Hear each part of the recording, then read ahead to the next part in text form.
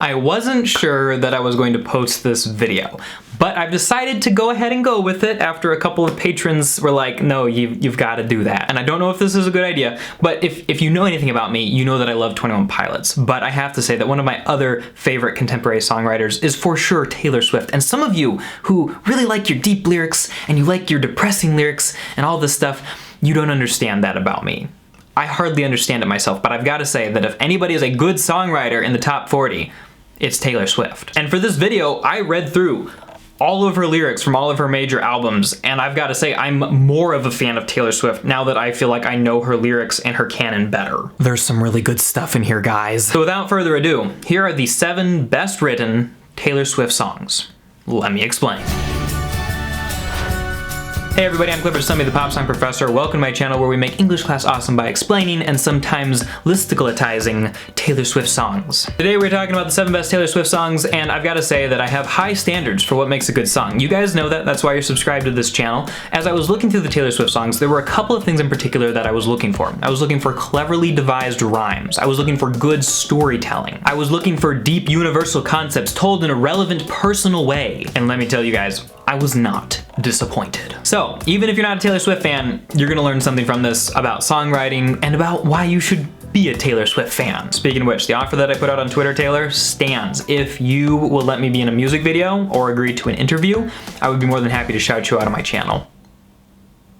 Number 7 is Love Story, and it's Love Story because it's got literary allusions, which is something that she does fairly often. She does it fairly well, except for when she slips up from Love Story and starts talking about Scarlet Letter by Nathaniel Hawthorne, and it's a pretty decent adaptation of the Shakespearean play to what life must have felt like growing up for a girl in Nashville. You were Romeo, you were throwing pebbles, and my daddy said, stay away from Juliet, and I was crying on the staircase begging you, please don't go, and I said, Romeo, take me somewhere we can be alone. I'll be waiting. All there's left to do is run. You'll be the prince and I'll be the princess. It's a love story, baby. Just say yes. So I like it for the illusion, for the long metaphor, and for the fact that it's also a little bit self-aware. We have this common trope of a young girl, impressionable, watches love stories, wants love stories to happen in her life. And so we have a little bit of conflict here where not only is she trying to live in the moment, but she's also kind of looking for the moment when she says it's a love story. She's self-aware of it, and she knows maybe somewhere in her heart that she's trying to make this happen. Number 6 is Mine, because I think there's some really clever word choice here. If you listen to me talk about song lyrics a lot, you know that I'm a big fan of sound correlation, which is like rhymes or alliteration. It's basically when sounds and words repeat themselves so that the stanza has a sense of unity and connection, and it's not as crazy or weird or deep, deep or whatever as it sounds. This is something that we see all the time. It's rhymes. But listen to this. You were in college working part-time waiting tables. Left a small town and never looked back. I was a flight risk with the fear of falling, wondering why we bother with love if it never lasts. She does a really good job of rhyming, but she also has a lot of sounds correlating. Wondering why we bother with love if it never lasts. And then left a small town and never looked back. I was a flight risk with a fear of falling. It gets better in the chorus. Do you remember we were sitting there by the water? You put your arm around me for the first time. You made a rebel of a careless man's careful daughter. That is a turn of phrase right there. That is a really good phrase. You are the best thing that's ever been mine. So she maintains the simple rhymes that we expect from country music, but she's also picking words and putting them all together and obviously very carefully matching sounds, and so that these lines become even more memorable and thus more powerful. Number 5 is 15 for her ability to tell a story and to give a message without it just being like painfully preachy. Even though she uses the second person you to say, because when you're 15 and somebody tells you they love you, you're going to believe them, we know that she's talking from her own personal experience, and she feels very accurately like a big sister giving advice to a younger sister. The whole song is just a thorough story with a really good piece of advice that doesn't feel like we're being hit over the head with it, even though I'm not the one she would be trying to hit over the head with it if she was trying to hit someone over the head with it. Number 4, guys, is Blank Space. How could I not put Blank Space in here? And a lot of you are gonna think, oh wait, isn't that 1989 Taylor? Isn't that where Taylor stopped being sincere and real and honest and started becoming like pop Taylor? I can't stand ignorant people. That's just when Taylor Swift changed her musical style a little bit. It's not like her lyrics didn't get any worse, except for Bad Blood. That was actually not that great. No, the cool thing about Blank Space is that she gets more satirical than she's ever been before. for. She basically looked at how the media saw her and started making fun of herself in the same way as a way to tongue-in-cheekly make fun of them for thinking that she looked that way. So, media portrayal. Taylor sings, "Nice to meet you, where you been? I could show you incredible things, magic, madness, heaven, sin. I saw you there and I thought, oh my god, look at that face. You look like my next mistake. Love's a game. Wanna play?" Which, if you've listened to anything by Taylor Swift from any of her earlier albums, you know that she knows that love is not a game. And I like this because it shows the versatility of her work. Not only can she be very sincere, but she can also be ironic and satirical and witty. Number 3 is Red from the Red album.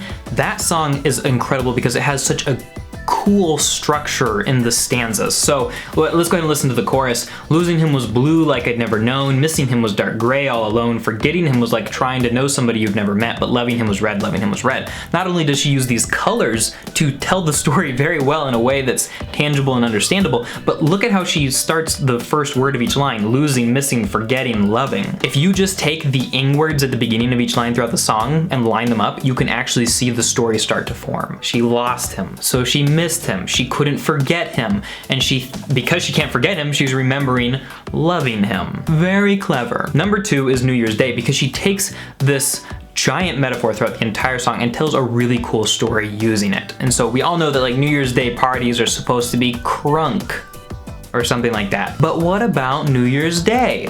All these people are passed out and they're sleeping. Who's gonna clean up the mess? Well, apparently Taylor Swift has found somebody that she'd be willing to clean up other people's messes with. Don't read the last page, but I stay when you're lost and I'm scared and you're turning away. I want your midnights, but I'll be cleaning up bottles with you on New Year's Day. Let's have the parties, but even still, I like you enough that you should stick around even if you don't just want to party. Something that I tell lyric writers to do a lot is to take a concept and instead of using abstract language, like instead of saying I love you, don't just tell us, show us. What does that look like? Well, in Taylor Swift's case, loving someone for real is cleaning up bottles with them on New Year's Day. And cleaning up bottles with them on New Year's Day is an image that we can all imagine in our heads. And so it's easier for an audience to connect with that and to immediately start being a part of that story. Go Taylor. Finally, number 1, hands down, best Taylor Swift song, and April I think would agree with this too, right April? What's the best Taylor Swift song? Yep, she got it right. It's number 1, New Romantics. New Romantics is an incredible song because not only does it reference a literary movement in England in the 1800s, but it uses that higher level concept and makes it very tangible in a practical, incredible way. Romantics in a negative sense are people who try to ignore the bad and only remember the good. And so they're the people who say, back in the good old days, we didn't have all these problems, everything was great.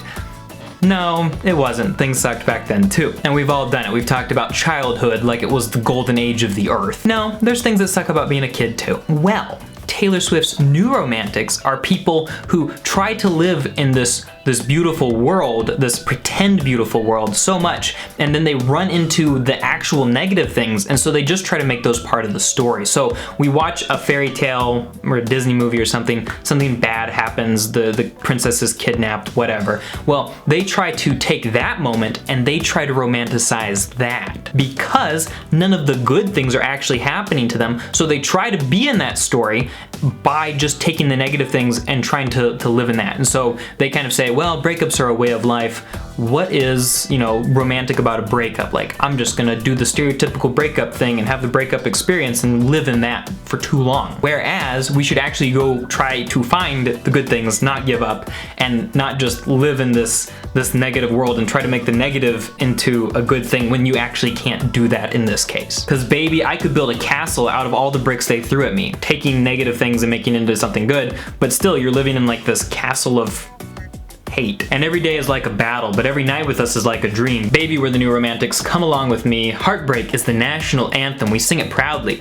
Why would you sing that proudly? Why wouldn't you try to fix it? Taylor Swift again is being satirical, and that's the question she's basically asking and implying. We are too busy dancing to get knocked off our feet. Baby, we're the New Romantics. The best people in life are free. You gotta listen to the rest of the song to fully get the depth of it, but I love the song because it feels like it's generational commentary in a way, while also being something that we can implement and think about in our daily lives. There you have it, people. Those are the top 7 best written Taylor Swift songs according to me. I'd love to hear what you have to say as well. Feel free to comment down below. And if you want to learn how to write lyrics yourself, my magical songwriting process is in the description. It's free and it's a great way to get started. Some of the advice that I give comes from observation of Taylor Swift and other artists, so feel free to use that. Don't forget to check out these videos here, and I'll talk to you guys next time.